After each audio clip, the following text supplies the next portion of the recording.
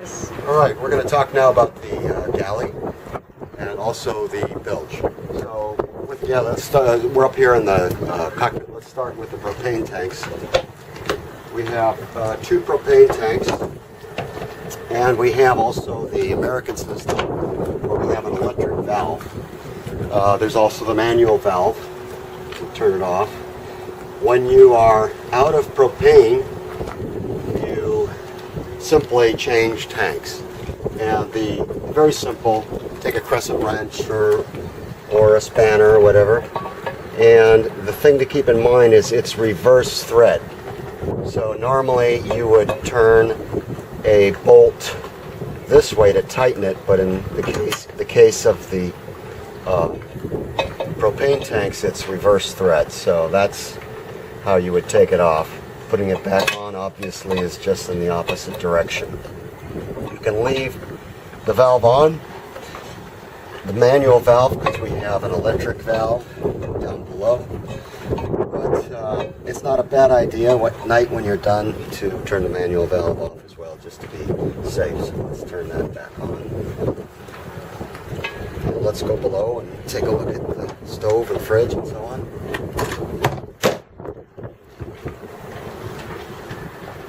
Okay. Alright. Let's start over here with the freezer. Something to keep in mind with the freezer. It's a big freezer. Anything you actually want to freeze, you want to have it towards the bottom. That's where it's coldest, obviously. But here's something that's very important: is never ever go in and look at the freezer without securing this door with this little latch right here. Even at anchorage, or even here in a marina, the boat just wobbles a little bit, and this thing can come down and smack you in the head. So always secure it with that latch before you dig in and get your rum or beer or whatever. And then we have a fridge right here. Now, something with the fridge, you'll notice there is a drain here. The fridge will fill up with liquid, water, whatever, and it's very easy to drain. Let me show you that right now. See if you can bring the camera in here, Sam. I don't know if you can see this that well, but you see this big valve here.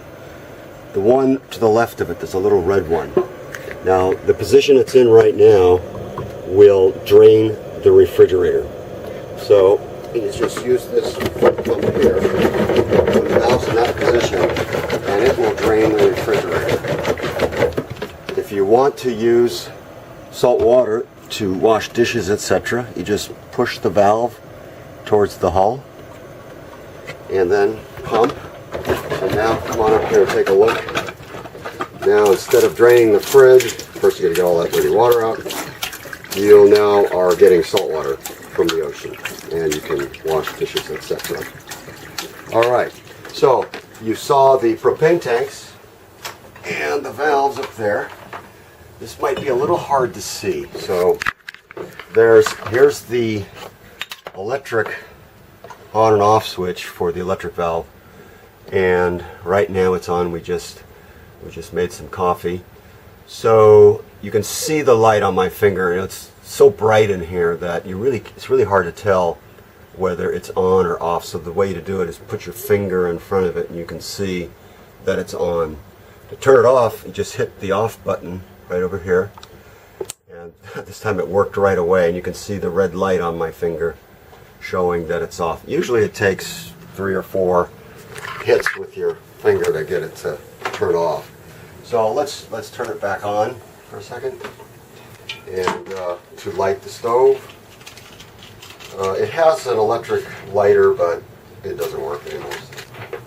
So you just push the valve in and turn it 90 degrees clockwise, and hold it for a few seconds. You can let it go, and it stays on.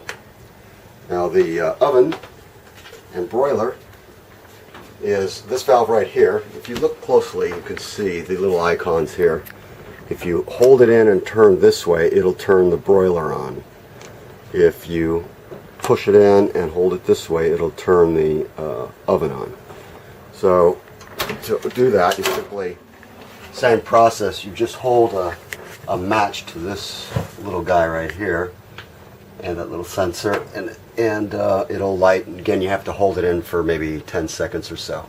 And the same thing is true for the oven. You simply hold a match right over to here while you're holding it in this way, and it lights up. So the other thing about the stove is it is gimbaled.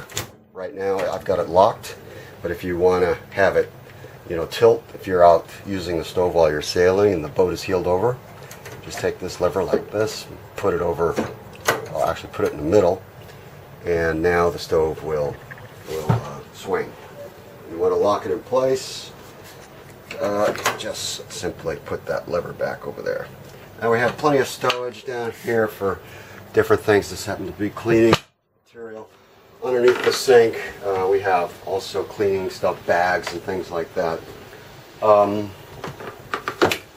Dry food you can store here, up atop here. Over here we have plates and cups and so on and so forth. Paper towel rack is right here.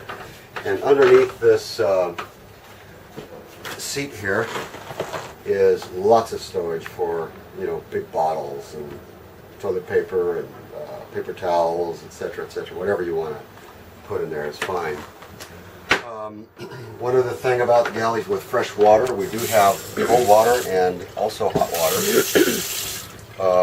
We do have hot water in the showers. Each head has a shower besides the shower on the swim step. And if you prefer a hot shower, you can shower inside the head, and you will have a nice hot shower. The other thing is the water pump. And I'm going to go over the nav station in another video, but just for now, here is the switch for the water pump. Right now it's on, I just turned it off. The important thing about water is you want to keep track of your usage and make sure you don't run out when you're up around the Grenadines or someplace where it's maybe difficult to get someplace where you can get water. Monet 2 has 4 tanks, and they each hold about 200 liters, 240 liters actually. So it's almost 900 liters is what, which would be what, about 200 gallons, more than 200 gallons of water. When you are out of water, this is what will happen. I'll just turn that valve off for a second. Okay, the water pump is on. So turn the water on. You notice I'm not getting water. Now this is what will happen when a tank is empty. And you can hear the water pump running. When that happens, you need to switch tanks. And what I like to do is, let me just turn that off for a second. What I like to do is I like to start from the left and just keep going up. This is the one that we were just now using. I turn it on and bingo, the water pump stops. And I go over here to check, and sure enough we have water, so we're good. In rare cases, when you change the valve to another tank, it's possible that there is a airlock somewhere. It's real easy to solve. All you do is you come down here with a wrench and simply take off this hose right here.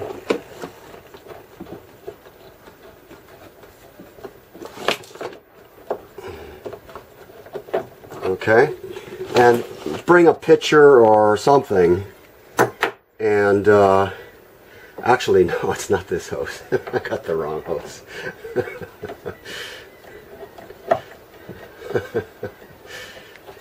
Not watching what I'm doing. Okay, you don't want to take that hose off. That's not going to work. Just paying attention. Okay, this is the hose here. So you take this off over here. And oh, I better turn off the pump. Okay,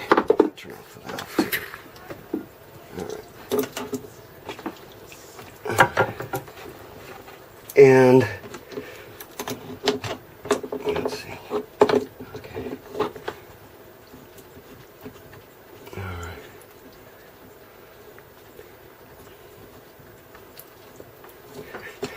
Okay, and now I take a pitcher or a bowl or something and turn on the pump and have a valve open and of the tank that you're sure is full, and it'll pump the air out in seconds.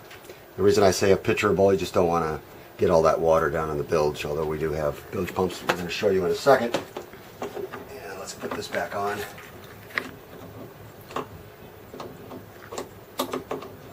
Anyway, that will bleed the air out, but like I say, it's rare. And usually the reason it happens is because no one hears the water pump, and it pumps for a really long time, and it fills the system with air. So if you're on top of it and you're always listening for the water pump, it's really unlikely to happen. But just in case, you know how to do it, so you don't have to wait for somebody to come and figure out what's wrong. While we're down here, so that's pretty much it for the Galley. Let's talk about the bilge, and since we're in here right now anyway, I want you to take a look at this panel right here. 4 switches. Now if you listen carefully, when I turn them on, you can hear a motor. Hear the motor? 2, 3, 4. Monet 2 has 4 backup bilge pumps in addition to a primary that has a float valve. So let's take a look at that. Let's take a look at the bilge. Also, the access is really convenient. All you have to do, it's convenient and it's fast and it works just great. So, first, before I open this up, I want you to take a look at this hook right here. And you have a little eye right here. What we're going to do is, you can see the floorboard is hinged. And so there's a latch underneath that we're going to undo and just tilt this seat over and then hook it up over here. Because assuming we're at sea and it's rocking and so on and so forth, you don't want this thing closing on you. So to access, simply take off this floorboard right here, the little one, real easy. And there's a latch down here. You can't see it right now, but once we open it up, you'll see it. Undo the latch and simply tilt it over. And then if we were at sea, then I would hook up that hook there to the eye so that it doesn't come back on you.